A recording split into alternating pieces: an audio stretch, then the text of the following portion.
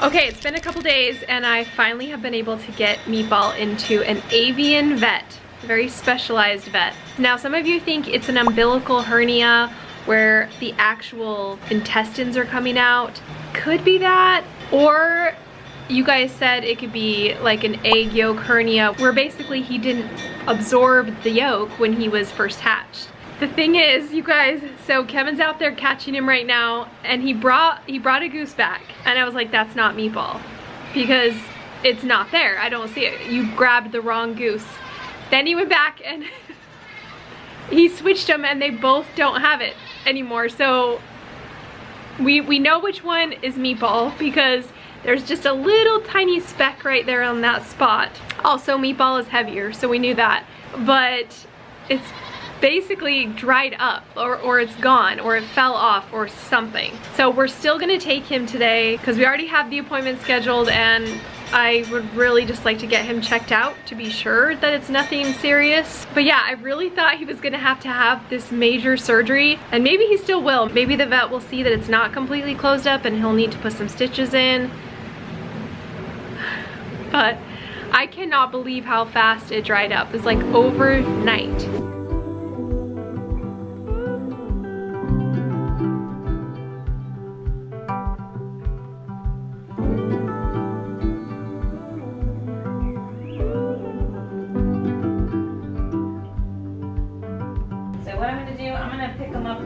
I'll have you guys put that box right on there.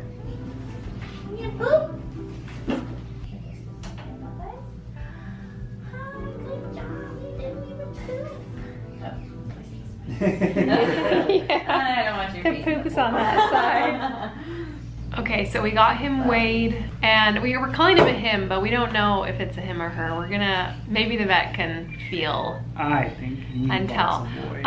But I cannot believe how fast it dried up. A bunch of you said it was either an umbilical hernia. Some of you said it could just be like an egg yolk hernia. It's gotta be that one, right? Because yeah, he's, it's gone now. I feel so silly. We're at the vet and we're gonna be like, here's our perfectly normal goose.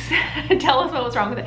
But I have pictures of it, and it's good for him to inspect it closer and see, make sure that it's completely sealed up. So yeah, I just can't believe how fast it happened. It was like literally the next day after I posted that video, it was so tiny. It already had shriveled up to like a teeny tiny little pea size. And then now today it's like, it's gone.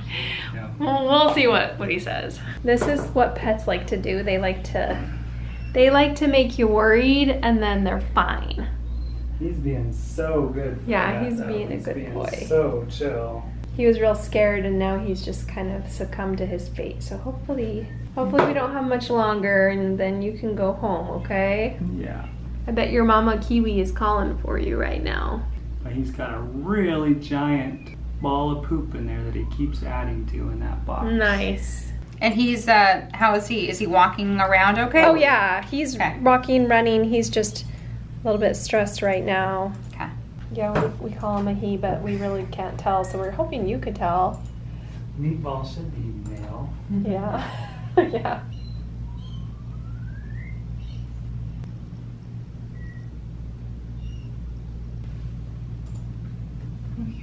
Oh, it's so rude. Good job. I don't know if you can flip them all the way over, but if you do, you can, where that, right there. See, that was where it was attached. Mm-hmm. That little knob right there.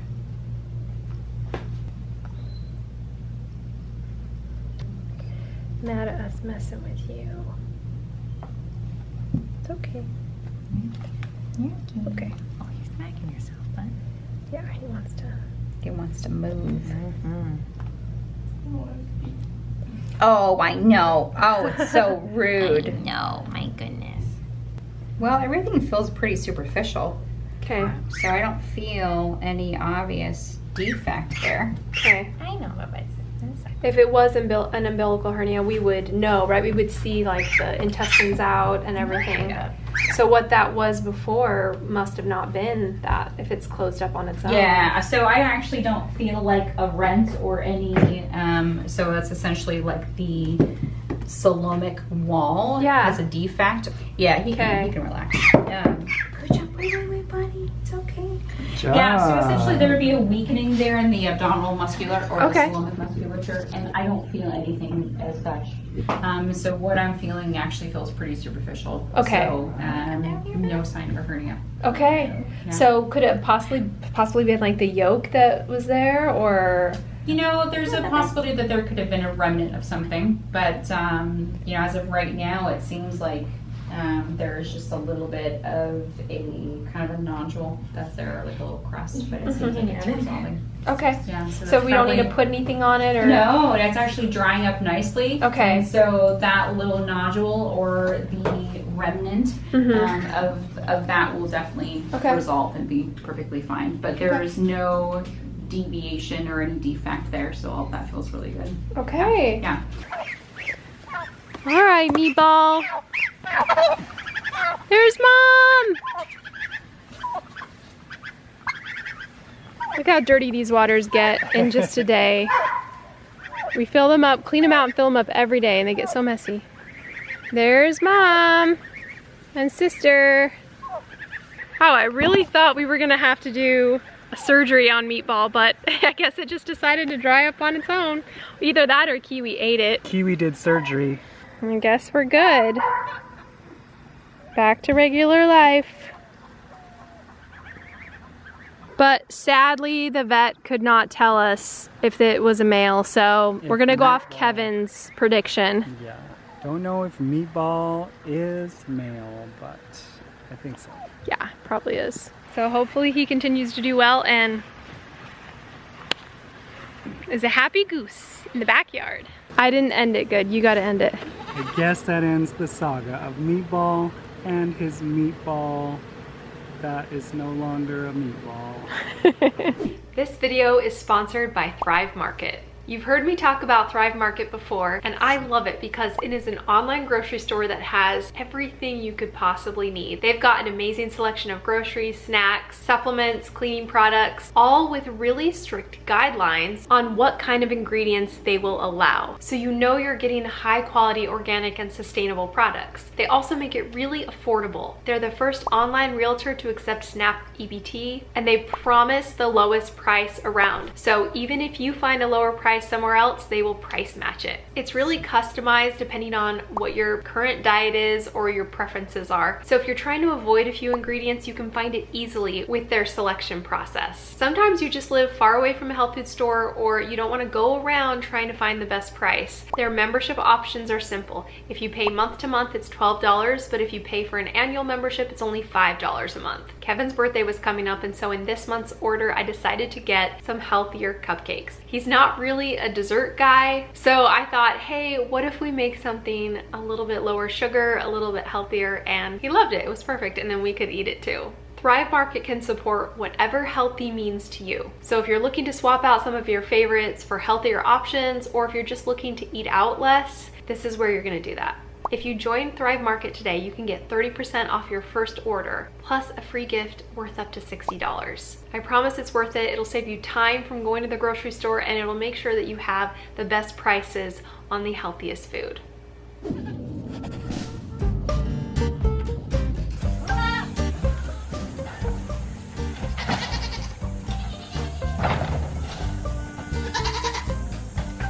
You always lag behind, so you don't get to get milked. You gotta wait your turn. Sorry.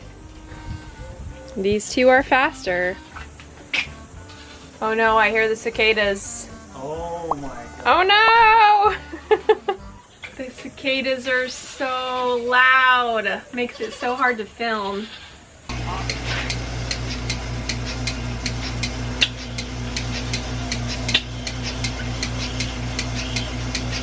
All right, we're still kicking it here in 113-degree weather all week long, and they're still producing milk. They're doing a good job. They're going down though, because the longer that the goats milk throughout the year, they have a lactation curve. So right after they kid, it goes up, and then it goes slowly down until they're done, and basically they're ready to start breeding again. So we're getting there. River doesn't like when you put your hand right here. She doesn't like that. Watch. She'll try to step around my hand. Watch, right now she doesn't do it. Normally I have to milk like this. She doesn't like my hand right here. Well, now she does. Today for the video she does. Alright. I love this spray because not only does it disinfect after we've opened the teat, which is really important. After you use a milking machine, that teat opening gets kind of expanded and you want it to close up. But this disinfects it and it's cold air, so it kind of encourages the teat to close up. Cool. Did a rat chew our scooper? No, we don't have any more rats. Remember, we got rid of them all. That's right. But that is definitely not just a broken mark. Something's chewing on that. All our rats are gone. We solved the problem in like a month. Wouldn't be a dog, right?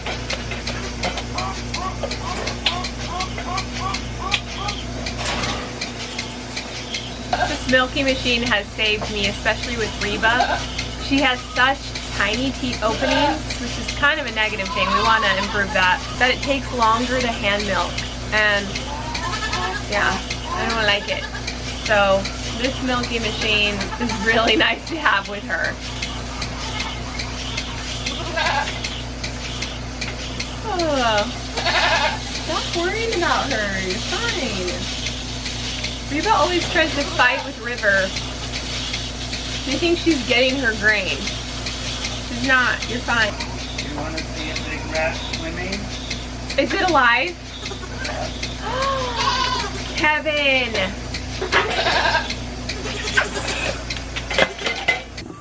Oh my gosh. Whose water was that? This is Lancelot's? Oh my gosh. We still haven't solved the rat problem. We caught a ton in the beginning and I think it was because they were not very smart, and then the smart ones are left over because we keep putting traps out and they're not getting caught. A lot of people have recommended different things to us. It's funny, but there's like a contraceptive that you can give. It's like a feed that's not poison, but it's like a rat contraceptive, and it's supposed to prevent them from breeding, so eventually they die out, but it's like you're feeding the rats. So but I'm at the point where I'm like thinking that might be the only thing. I've also heard like putting baking soda out, but I don't know. So, any rat ideas? Send them our way. These baby goats like to smell the rat. Okay. Alright, see you later. Put on the ramp. Come on. Bye. Thank you. Bye. Have a good day. Come on, Daphne, your turn.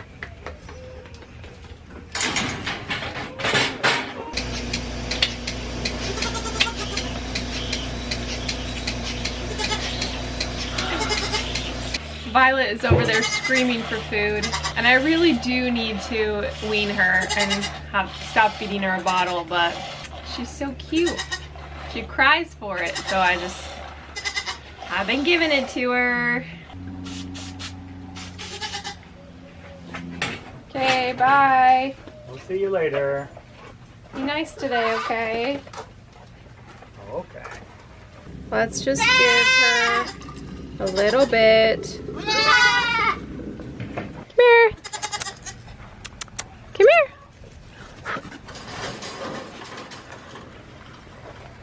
Are you just a little baby? You need your milk?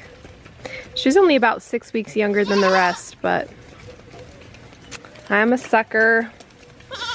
Giving her a little bit of milk. Okay, that's all. We're gonna stop there so you can start learning, okay? Well, our attempt to prevent Pokey from being petrified has worked.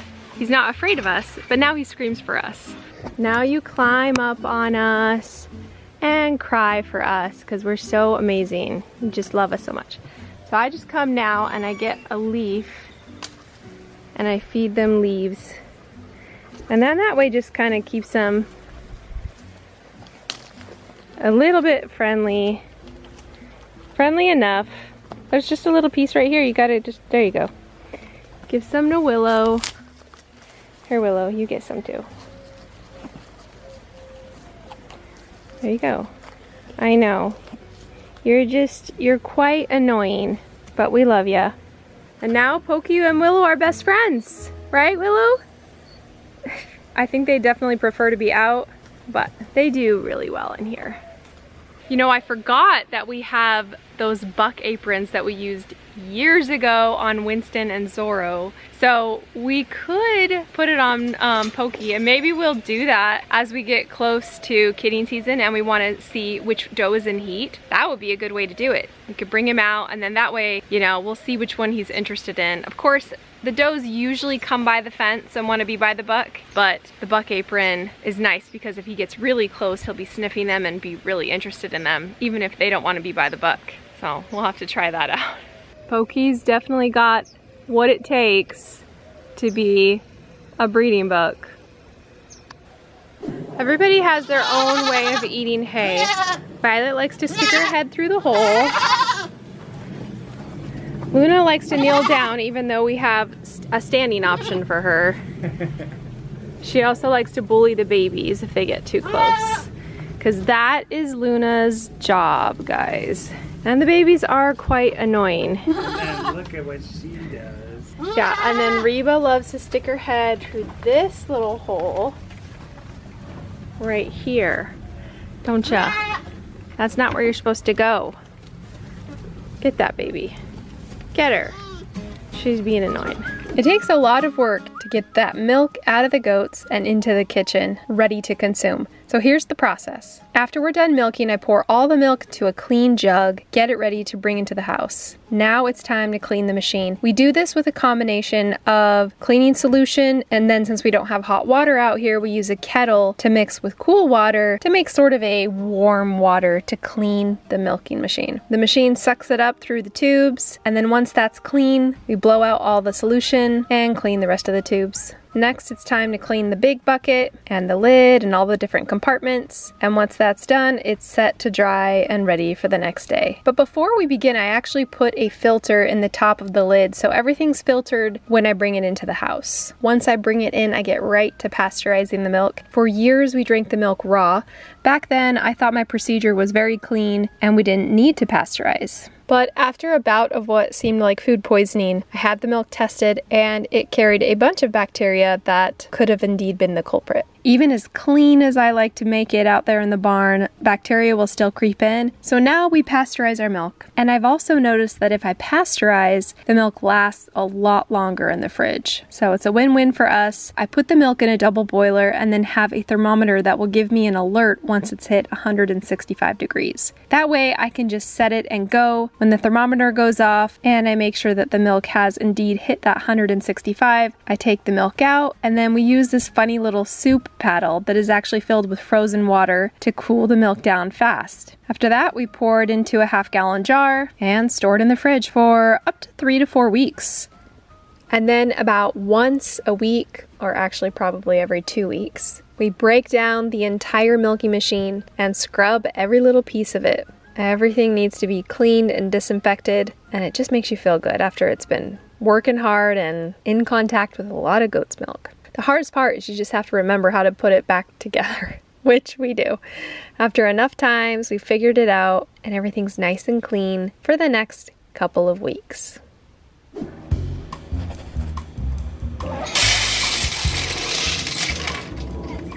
Look, our egg laying station. Oh. It's kind of a mess in here. Oh, but they're both in this bin. They're both in the new egg laying Yeah, station. I noticed that they've all been laying in there now. They never like my nesting boxes. We might as well just get a bunch of bins and stick them everywhere. Because that's all they do. This coop is such a mess though. We need to clean it up. I had a plan to clean it all up, but it's way too hot now, so we'll have to wait till the fall, like winter, fall. Yeah, she's a biter. Thank you. Just want your egg. Your baby.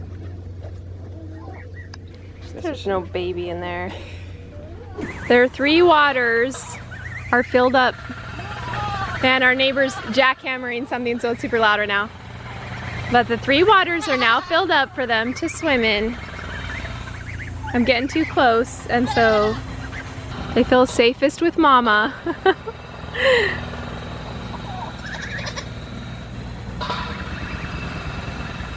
Alright guys, thanks for joining us in today's video. I guess Meatball's gonna be fine. I really thought he was gonna have surgery, but that was his surgery, I guess, just checking it out. So thanks for giving us all the advice in the last video. We're glad we got it checked out, but I guess it was nothing.